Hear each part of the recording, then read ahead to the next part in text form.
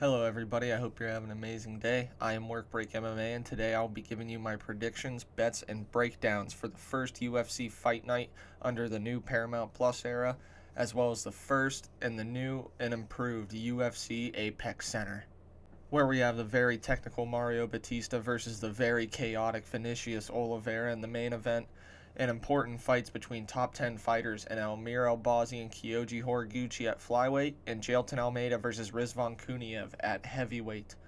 This card looks to have some fun fights, and as well as, I'll be honest, some fights that are going to be very hard to pick a winner for. This prediction video is going to be coming out before the UFC Australia card even happens. I have some stuff planned for Friday and Saturday, so I have to get it done early. You'll see me switch from Tapology and the UFC's websites from fight to fight because the UFC site does not have some of the updated fights for this card. So without further ado, let's get right into this video. Opening up the card at 175 pounds, we have Nikolai Veretenikov. He is 13-7 with 9 KOs, 1 submission, and 3 decision wins. He is 36 years old, born in the country of Kazakhstan. He is my 66th ranked welterweight in the UFC, and he will be facing Jose Henrique Souza. He is 8-1 with 6 KOs, 2 decision wins. He is 23 years old, coming by way of Rio de Janeiro, Brazil. He is making his UFC debut. Veretenikov is a pressure-based boxer with decent combinations and some power as well in his hands. He is also solid in the clinch, where he can knee your body well and overall out-physicality you in the clinch. He can be taken down and out-technique by good grapplers in fights. And Jose Henrique Souza is a pressure-based boxer as well, with more power in his hands in my mind, and is also the better kickboxer in this fight. He is also not too good on the ground as well. Both of these guys are stand-up fighters. His only career loss is kind of an embarrassing one now. He lost to a guy that is in the UFC but has not had a good run whatsoever. This is going to be a hard one to pick, but Veretenikov does not move his head as well and just overall defensively lacking everywhere on the feet and on the ground. Henrique Souza should outdamage him in the first round and also the first half of the second round, possibly the whole second round. And then I think Veretenikov will have a chance to outdamage and outwork Henrique Souza in the third round. But overall, give me Jose Henrique Souza to win a decision where he outdamages Veretenikov in the first 2 rounds, getting a 29-28 decision. Coming up at women's 135 pounds, we have Priscilla Cachoerira. She is 13-7 with 8 KOs and 5 decision wins. She is 37 years old, coming by way of Rio de Janeiro, Brazil. She is my 21st ranked bantamweight in the UFC. She will be facing Claudia Sygula. She is 7-2 with 2 KOs, 1 submission, and 4 decision wins. She is 27 years old, coming by way of Poland. She is my 27th ranked bantamweight in the UFC. Priscilla Cachoerira is fun to watch. She charges forward and throws power shots and hooks at her opponents with little defense for the most part.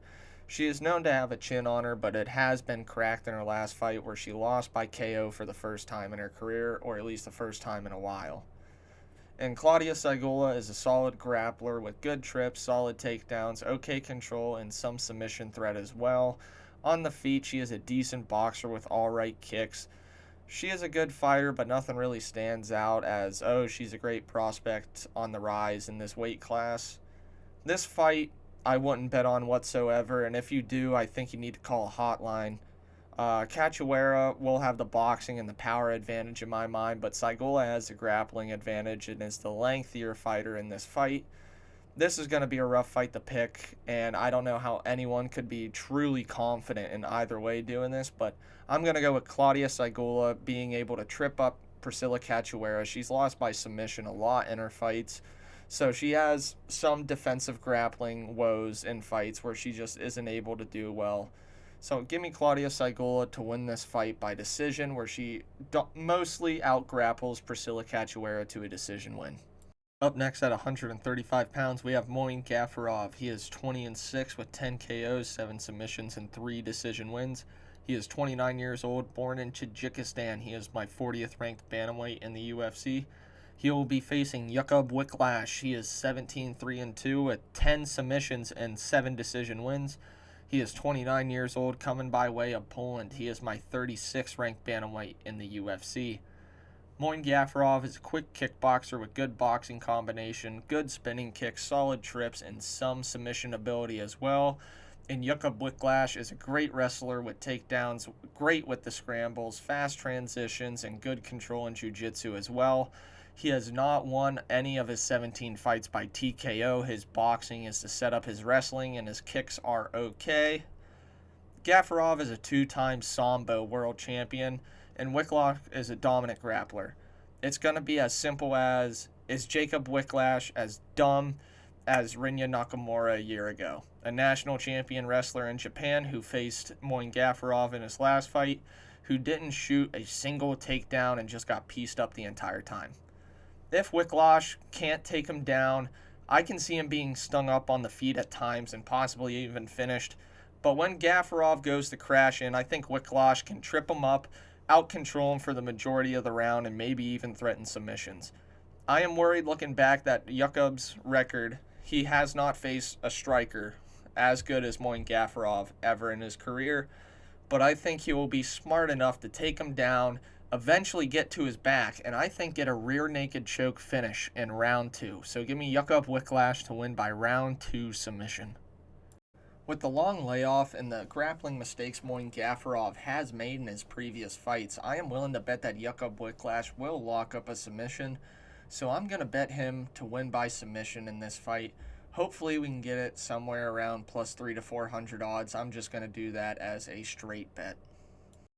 Now coming up again at 135 pounds, we have Nurmogomedov. He is 18-5 with 4 KOs, 6 submissions, and 8 decision wins. He is 33 years old, coming from Russia. He is my 21st ranked bantamweight in the UFC. And he will be facing Basharat. He is 14-2 with 5 KOs, 6 submissions, and 3 decision wins. He is 30 years old, born out of Pakita, Afghanistan. He is my 43rd ranked bantamweight in the UFC. Let's get this straight first and foremost. Nurmogomedov is not actually related to Khabib Nurmagomedov, Islam, Umar, or Usman, other fighters like those in the camp. He is a dominant wrestler. He has solid wrestling and some good submissions as well, but he is really known for his quick kickboxing and his solid footwork. He has fast question mark kicks as well as some solid boxing. His cardio has actually been the issue in the majority of his fights throughout his career. And Javid Basharat is the older brother of Farid Basharat, who is also fighting on this card, but on the main card as well. He is a good wrestler with solid kickboxing and decent jiu-jitsu skills as well. I am not going to lie, he is the worst out of the Basharat bros. Basharat has lost to 2 solid fighters in Ayman Zahabi and Ricky Simone in his last 2 fights and had some moments of success before ultimately losing. He could wrestle Saeed and give him, because I would give Javid Basharat the slight advantage in the wrestling game, but overall I think Saeed has the striking advantage as well as the jiu-jitsu advantage whenever it does hit the mat. Basharat might be able to control him for parts of the fight, but I don't think he'll be able to put him in much danger. So give me Nurmagomedov to out-damage him to a decision win, where it's going to be a close fight. Javid is going to be able to out-wrestle him at moments, but like I said, he's just not going to be able to damage him because of the jiu-jitsu advantage and the striking advantage that Saeed possesses. Give me Nurmagomedov to win this fight by decision. Now, coming up next at 170 pounds, we have Alex Mornono. He is 24-12 with 6 KOs, 7 submissions, and 10 decision wins. Also a DQ win in there as well. He is 35 years old, coming from Houston, Texas. He is my 69th ranked welterweight in the UFC. Nice. He will be facing the Ultimate Fighter winner from last season, Donchenko. He is 12-2 with 8 KOs, 2 submissions, and 2 decision wins.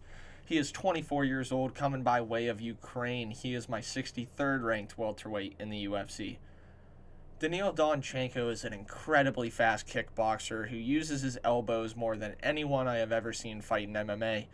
He has good boxing, fast and powerful kicks, and starts every single fight out like he is going fucking crazy, throwing an insane amount of strikes, damaging his opponent within a minute with his elbows and fast hands. And Alex Mornono is a brawler striker on the feet who throws slow, looping hooks and also is an okay grappler as well. I'll be honest, I do not see this going well for Mornono whatsoever. He is 35 years old and he has lost 3 fights in his last 4. Sorry, yeah, he lost 3 out of his last 4 fights, 4 out of his last 5 fights, and Donchenko is 24 years old on a 7-fight win streak, if you include the Ultimate Fighter exhibition bouts, where he did defeat some good prospects as well. He is going to run through him with little to no resistance, probably get a TKO from punches and elbows within the first 90 seconds of round 1, and I am extremely confident on this as well. Give me Daniil Donchenko to run through Alex Mornono and win by KO in the first half of round 1. So with the odds not being out on the Daniil Donchenko versus Alex Mornono fight, I would throw a bet on Daniil Donchenko to win by round 1 knockout. I imagine he's going to be a very sizable favorite, possibly over the minus 450 to 500 range. Hopefully we can get that knockout round 1 line at around plus money, plus 100, plus 150. Anything like that would be awesome. I'm pretty confident that Daniil Donchenko will knock him out in round 1. Now your next fight at 115 pounds, we have Bruna Brazil. She is 11-5-1 with 3 KOs, 2 submissions, and 6 decision wins. She is 32 years old, coming by way of Brazil. She is my 32nd ranked strawweight in the UFC. And she will be facing Ketlin Souza. She is 15-6 with 8 KOs, 2 submissions, and 5 decision wins. She is 30 years old, coming by way of Brazil as well. She is my 29th ranked strawweight in the UFC. Bruna Brazil is a quick kickboxer with solid hands, good kicks, and in the clinch she is also pretty solid as well with knees and elbows. On the ground she is okay, but hasn't really faced anyone who wrestles a lot in the UFC. Ketlin Souza is a good boxer with power in her hands, solid kicks, as well as not particularly good on the ground with her takedown defense and overall her ability to get up when being taken down. I think Bruna Brazil is slightly better everywhere except for the punching power in this fight, and this is a fight that I have been going back and forth on just simply because of Ketlin Souza's punching power. But give me Bruna Brazil to win this fight by using her kickboxing and her footwork to outpoint Souza. Then once or twice take her down in this fight to solidify the round. Give me Bruna Brazil to win this fight by decision. Now up next, the most short notice fight on this card, coming up at 205 pounds. We have Dustin Jacoby. He is 21-9-1 with 14 KOs, 1 submission, and 6 decision wins. He is 37 years old, coming by way of Denver, Colorado. He is my 18th ranked light heavyweight in the UFC, and he will be facing Julius Walker. He is 7-1 with 4 KOs, 2 submissions, and 1 decision win. He is 26 years old, born in New Haven, Connecticut. He is my 28th ranked light heavyweight in the UFC. Julius Walker is a big athletic fighter with good power in his hands, okay boxing, and a good wrestling game as well, where he can smother fighters, use his ground and pound, and get them out in the first 2 rounds. He does tend to gas out, though, pretty early on into fights. And Dustin Jacoby is a former Glory kickboxer who fought Alex Pereira and a longtime UFC vet as well.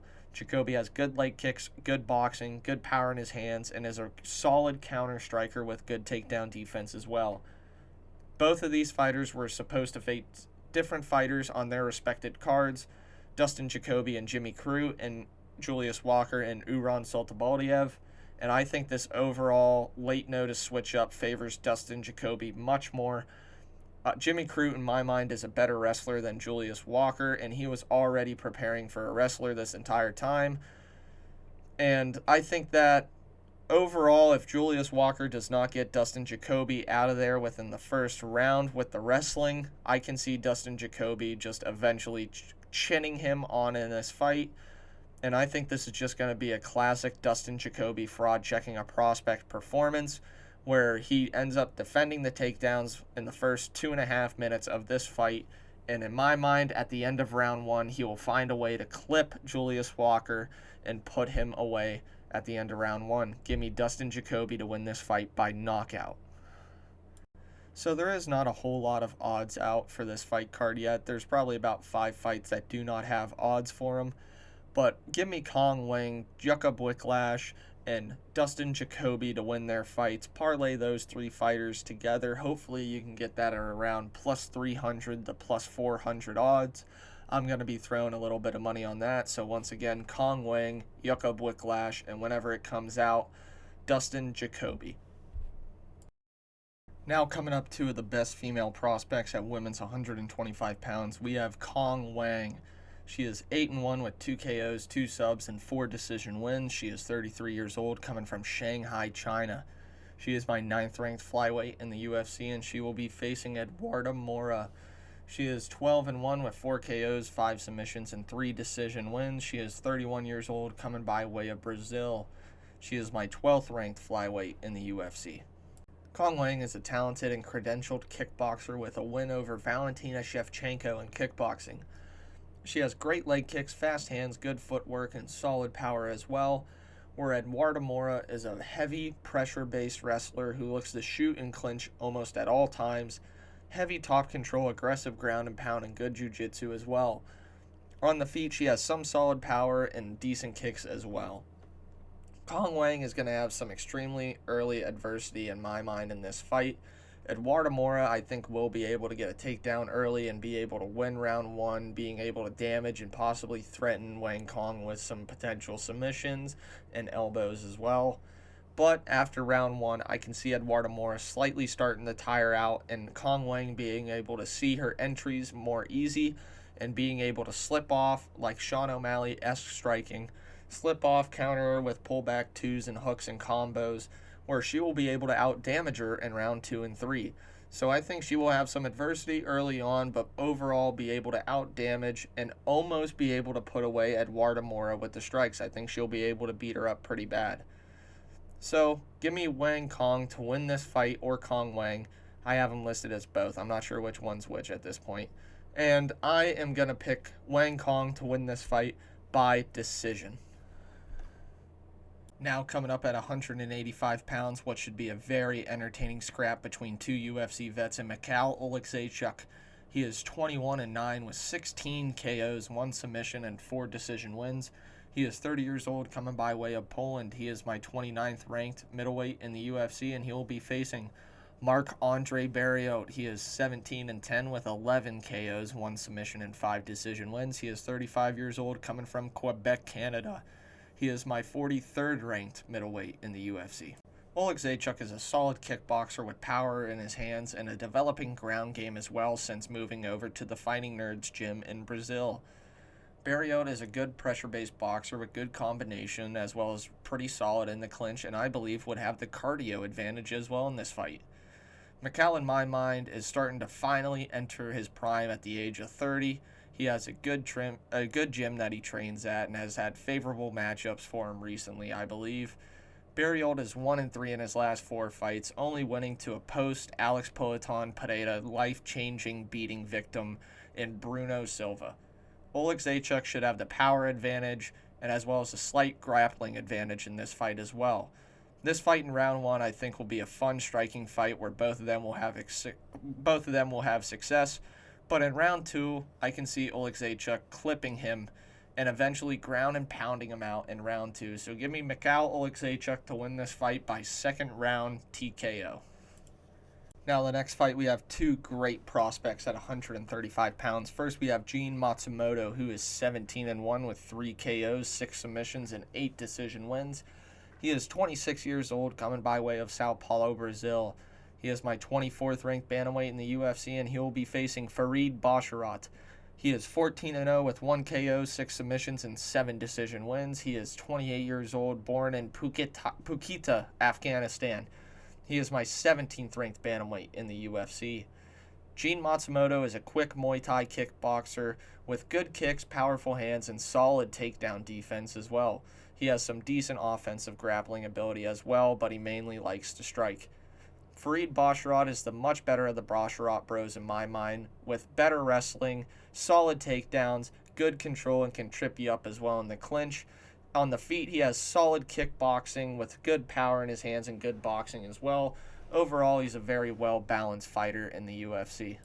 This is going to be a very close and fun fight in my mind to watch. Matsumoto will have the slight striking advantage, and I believe Basharat will have the grappling advantage as well. Matsumoto could damage the leg of Basharat early on with leg kicks, slow down the wrestling of Basharat, and also slowing down his pressure as well. where I think Basharat, with him being the longer, taller fighter, could use his footwork and reach to pick at him at range and then crash in and try to trip up Matsumoto, who doesn't have particularly the best grappling defense in the world. Striking wise, this is going to be very close, and I think this is just going to be a split decision, very close fight to begin with, but with Basharat being able to mix in the takedowns and him landing at least 2 takedowns in every single one of his UFC fights so far, I believe he'll be able to very smartly win the round and win the decision fight here. So give me Farid Basharat to outpick him on the feet slightly, while also managing to get crucial takedowns to win the rounds in the fight. Give me Farid Basharat to win this fight by decision. Now coming up in the feature fight, we have 2 ranked heavyweights in Jailton Almeida. He is 22-4 with 8 KOs, 13 submissions, and 1 decision win. He is 34 years old, coming by way of Brazil. He is my 6th ranked heavyweight in the UFC, and he will be facing Rizvan Kuniev. He is 13-3-1 with 6 KOs, 3 submissions, and 3 decision wins. He is 33 years old, coming from Dagestan, Russia. He is my 11th ranked heavyweight in the UFC. This is the unusual scenario where a higher ranked fighter steps up on short notice to fight a lower ranked fighter. Jailton Almeida is a non-stop pressure grappler with fast takedown entries, good control, fast transitions on the ground, and as well as some submission ability as well. On the feet, he has good speed and power in his hands early and has some front kicks early on. Rizvan Kuniev is a well-rounded fighter with solid kickboxing, quick hands, and a solid takedown game as well, where he can control fighters and also has some submission ability as well. This is going to be an interesting fight in my mind. Almeida will bull rush normally and go for takedowns while trying to tire you out and find a submission early on in fights, but he does tend to tire himself out after the beginning of the second round. By the mid-second round, late second round, he is almost completely gassed. And Rizvan Kuniev, in my mind, showed that he had solid takedown defense against Curtis Blaydes in their fight. And I know Curtis Blaydes did have an injury at some point in this fight, but I view Curtis Blaydes as having better overall takedowns than Jailton Almeida, even though I would say Jailton Almeida has better scrambles and also can chain together wrestling maybe a little bit better than Curtis Blaydes. And in my mind, I honestly think Rizvan Kuniev won that fight against Blaydes. I thought he outstruck him, and I also thought that he had some moments as well in the wrestling. And this is going to be an extremely hard one to pick for me, because it's just whether I think that Jailton Almeida will be able to string together wrestling combinations to be able to keep Rizvan Kuniev down, be able to hold him down while ground and pounding him, and maybe even tiring him out and submitting him later in fights. But I just don't see that happening. I think Rizvan Kuniev is a good striker. I think his takedowns are pretty solid. And Jailton Almeida has shown that he has been wobbled and shook by shots that do land clean on the chin. I think Rizvan Kuniev is actually going to win a decision here where he is going to outpoint Jailton Almeida. Maybe Almeida has success early on in round 1 and then possibly gets clipped in round 2 by Kuniev, having Kuniev win round 2. So going in to round 3, in my mind, I think it's going to be 1-1, and I think Kuniev has the better gas tank and the better striking.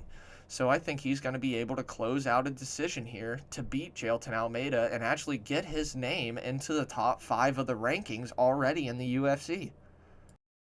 Now the co-main event between 2 top 10 flyweights in the UFC. First we have Amir Albazi. He is 17-2 with 6 KOs, 8 submissions, and 3 decision wins. He is 32 years old, born in Baghdad, Iraq. He is my 9th ranked flyweight in the UFC, and he will be facing Kyoji Horiguchi. He is 35-5 with 15 KOs, 6 submissions, and 14 decision wins. He is 35 years old, born in Japan. He is my 7th ranked flyweight in the UFC. Kyoji Horiguchi is a quick striker with fast hands, good power, good overall boxing, nice kicks, and great takedown defense with some offensive abilities on the ground as well.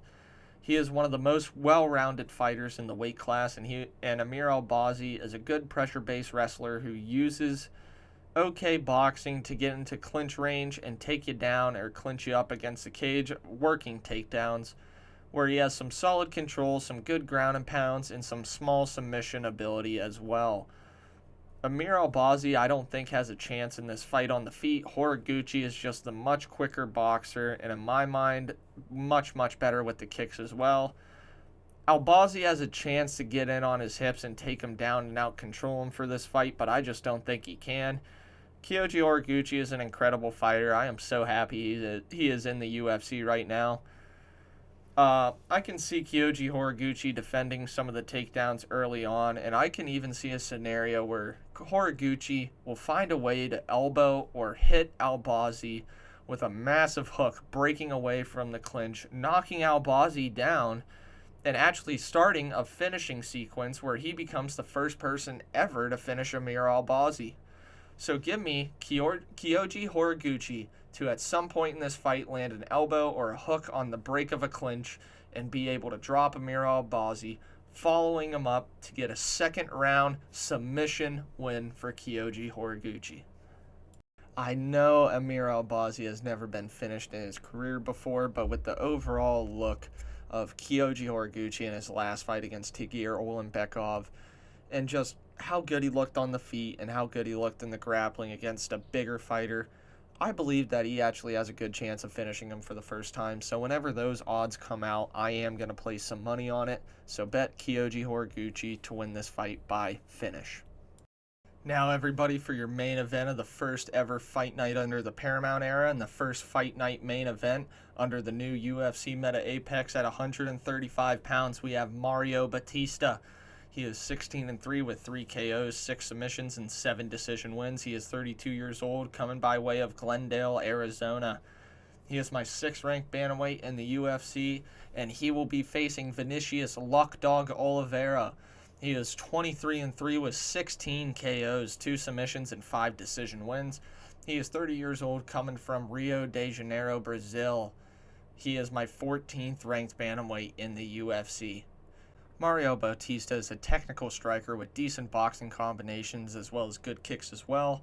His specialty is his grappling, where he can clinch you up against the cage and outwork you, and also take you down, out-control you. Has decent back takes and good jiu-jitsu as well. And Vinicius Oliveira, technical is a word that is not in his dictionary whatsoever. He swings his hands from his hips, clubbing overhands and clubbing hooks, looking to hurt his opponent with every single shot that he throws. He has kicks that are very powerful, and as well as some of the best takedown defense in not just the bantamweight division, but in all of the UFC statistically. Mario Bautista, in my mind, doesn't have a chance hurting Oliveira in the boxing and does not have the power or the threat to hurt him on the feet. So it has to be Mario Bautista, has to get on his hips, has to take him down, has to outwork him, has to tire him out, and hope that he tires out towards the end of the fight and get a submission. But I'll be honest with you, I don't know if Mario Bautista can have the perfect performance for the first half of the fight, 12.5 minutes. He would have to circle the cage, use his footwork to avoid Oliveira from planting his feet and throwing those massive hands and kicks at him. And I just can't trust it. It's going to be a controversial take in my mind, but I don't know if Mario Bautista will be able to have the perfect performance to completely avoid Vinicius Oliveira power hooks and power kicks throughout this fight. I can see him defending takedowns early on and having Bautista not being able to take him down because of his freak athleticism and his freakish strength. On the feet, it's just a night and day difference. Oliveira has a lot more power. Of course, he does not have the technique that Mario Bautista has, but if he does straighten up his shots a little bit and actually learns a little bit of technique, I think it'll just excel him so much more in his career. It doesn't even look like he's barely trying in there, and he is still outstriking a lot of good fighters. So once again, Mario Bautista, in my mind, has to have the perfect fight for at least the bare minimum 12.5 minutes of this fight, the first 2.5 rounds of this fight. And maybe he can get the perfect performance going, but I just don't see it being able to stop the threat of Vinicius Oliveira. I can just see him closing the distance, throwing a hook, clipping Mario Bautista, and at the end of round 2, I can see him finally putting away Mario Bautista. I can see Oliveira clipping him, having him wobbly, running away, and just eventually closing the distance and getting him down and ground and pounding him out in the second round. This is going to be a controversial pick, but give me Vinicius Oliveira to win this fight by second round TKO. I just don't think Mario can have the perfect performance to avoid the power and the freak athleticism of Vinicius Oliveira. Thank you all for making it to the end of the video. I appreciate it. Make sure to like, comment, and share to one of your buddies. And for the first weekend of this year, on Super Bowl weekend, there will be no UFC fights, so there will be a bye week, and I will have a video in place for that. So make sure to keep tuned in for that. Make sure to like, comment, and share, and I hope you all have an amazing day.